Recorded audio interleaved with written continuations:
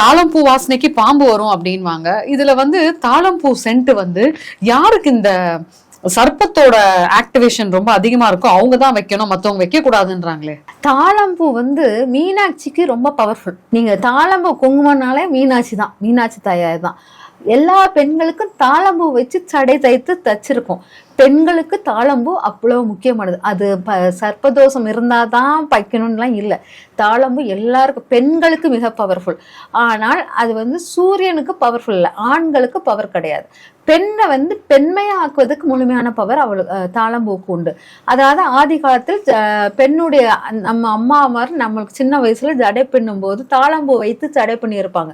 அவள் பெண்மையை அதிகமாக, இந்த தாழம்பூ பெண்மையை உணரக்கூடிய தாழம்பூவை நம்ம எப்போ அவாய்ட் பண்ணுவோமோ அப்பவுமே நம்ம நிறைய பெண்கள் வந்து ஆண்களுக்கு ஈக்குவல் சொல்லிட்டு நிறைய தன் பெண்மை, மென்மை, அந்த வெக்கம் எல்லாத்தையும் மறந்துட்டாங்க.